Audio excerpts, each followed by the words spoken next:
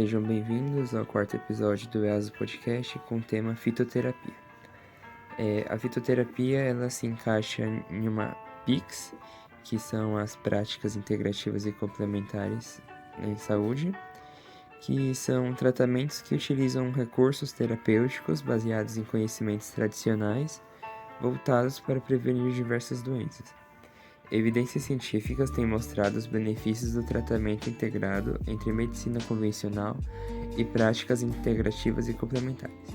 Além disso, há crescente número de profissionais capacitados e habilitados e maior valorização dos conhecimentos tradicionais de onde se originam grande parte dessas práticas.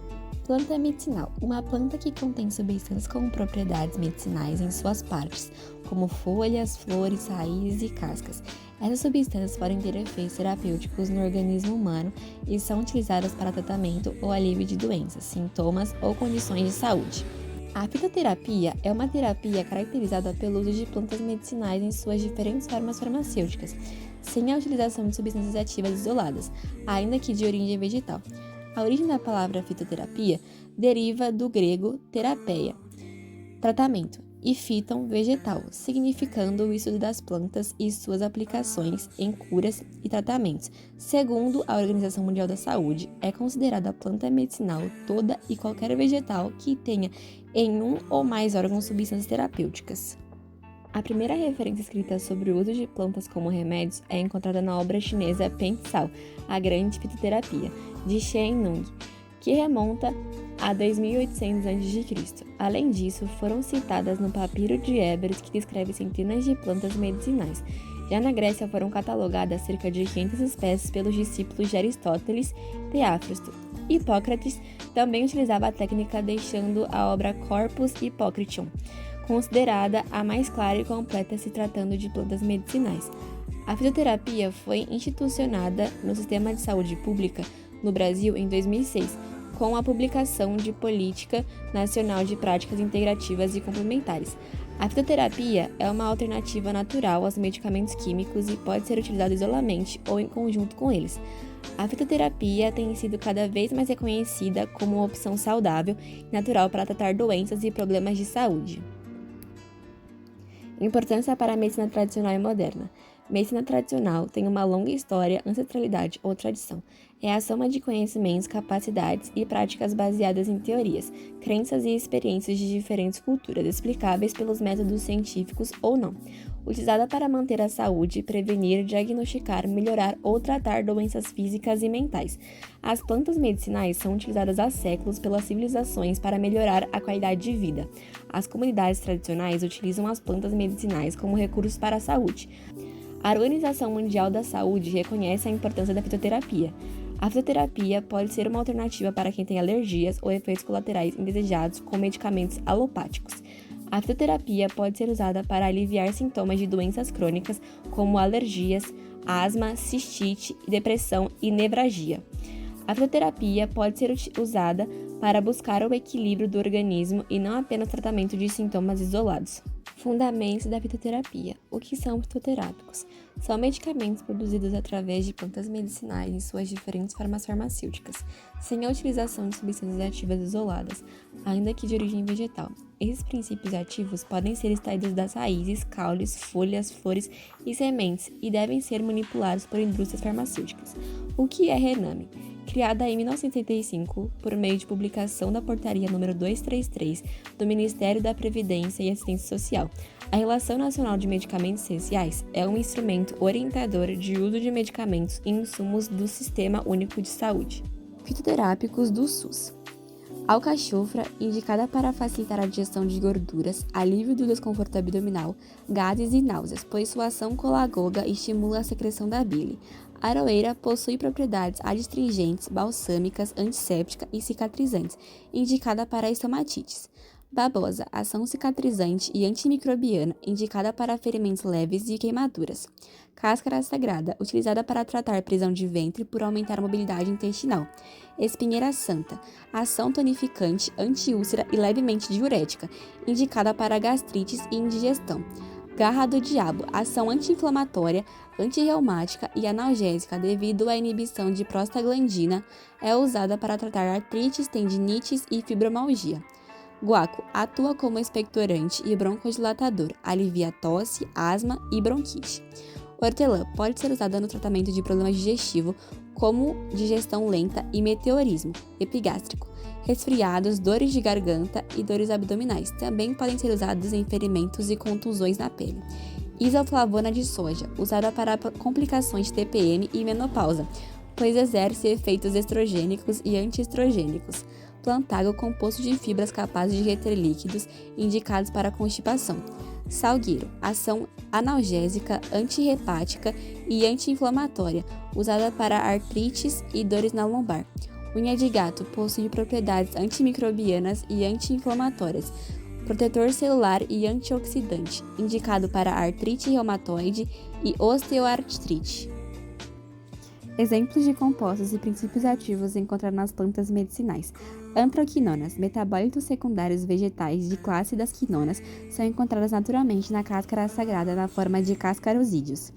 Em seus núcleos podem ser encontradas hidroxilas que podem ser ligadas a carboidratos. É considerada laxante e irritativa. Ação atribuída pela presença de compostos cartáticos e purgantes, que provocam contrações do cólon e, como consequência, aumentam a mobilidade do intestino. Saponinas. As saponinas são glicosídeos de esteroides ou de terpenos policílicos, com uma estrutura anfifílica, ou seja, com uma parte lipofílica e outra hidrofílica. Portanto, podem apresentar propriedades tensoativas, ou seja, formam espuma quando agitadas em solução aquosa, tal como sabões e detergentes. Porém, as saponinas também podem ter propriedades anti-inflamatórias, antifúngicas, antibacterianas, antiparasitários, antivirais, imunomoduladoras, citotóxicas e antitumorais. Taninos. A complexação de proteínas é uma característica dos taninos, que auxiliam na ação cicatrizante deles.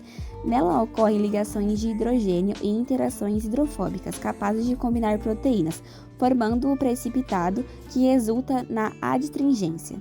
Formas de preparo dos fitoterápicos. Primeiramente, deve-se coletar a planta medicinal, realizar a limpeza, estabilização e secagem, para posteriormente ocorrer a extração, que se trata da retirada do fitocomplexo da planta. Tipos de extração. Extração a frio. Maceração é o processo que consiste em manter a planta fresca ou droga vegetal, convenientemente rasurada, triturada ou pulverizada, em contato com o líquido extrator, como água, por um período de tempo determinado. Percolação é o processo extrativo que consiste na passagem de solventes através da droga vegetal pulverizada e previamente umedecida com o líquido extrator, mantida em percolador sob velocidade de gotejamento controlada. Extração quente. Infusão é a preparação que consiste em verter água fervente sobre a droga vegetal e em seguida tampar ou abafar o recipiente por tempo determinado. Decocção é a preparação que consiste na ebulição da droga vegetal em água potável por tempo determinado. Formas farmacêuticas mais utilizadas. As principais formas farmacêuticas são pó, tintura, infusão, decocção, extratos, óleos essenciais, xaropes, elixir, pomadas, pastas, cremes, géis, comprimidos e supositórios.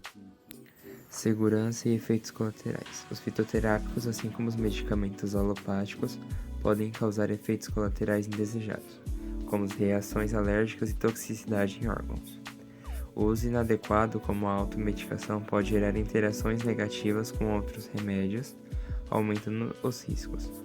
Grupos como os gestantes, lactantes e crianças devem ter cuidado especial e seguir a prescrição médica. O uso indiscriminado de plantas medicinais pode afetar o tratamento de doenças como diabetes, hipertensão e problemas no sistema nervoso, fígado e rins, podendo levar a complicações graves, internações e até a morte. Aspectos legais e regulamentação. A Política Nacional de Práticas Integrativas e Complementares no Sistema Único de Saúde, que, aprovada pela Portaria do Ministério de Saúde número 971, de 3 de maio de 2006, inclui o uso de plantas medicinais da fitoterapia como prática da assistência em saúde. De acordo com a RDC 14 de 2010, medicamentos fitoterápicos são aqueles feitos exclusivamente com matérias-primas vegetais, cuja eficácia e segurança são comprovadas por estudos etnofarmacológicos, evidências clínicas ou documentações científicas. Esses medicamentos devem ter conhecimento comprovado sobre seus benefícios, riscos e qualidade constante. Não são considerados fitoterápicos os produtos que contenham substâncias ativas isoladas, sintéticas ou naturais, nem combinações delas com extratos vegetais. Já a RDC 26 de 2014 da Anvisa regulamenta o registro de medicamentos fitoterápicos e produtos tradicionais fitoterápicos, incluindo como produtos com fungos e algas como insumos farmacêuticos ativos. A principal diferença entre eles está na comprovação de segurança e eficácia. Os medicamentos fitoterápicos exigem estudos clínicos, enquanto os tradicionais são respaldados pelo tempo de uso na literatura técnico-científica. Ambos devem atender a maioria dos requisitos de qualidade semelhantes. Além disso, os fornecedores devem fornecer especificações compatíveis para cada forma farmacêutica e o solicitante deve solicitar à Farmacopeia Brasileira a inclusão dos constituintes na lista de denominação comum brasileira.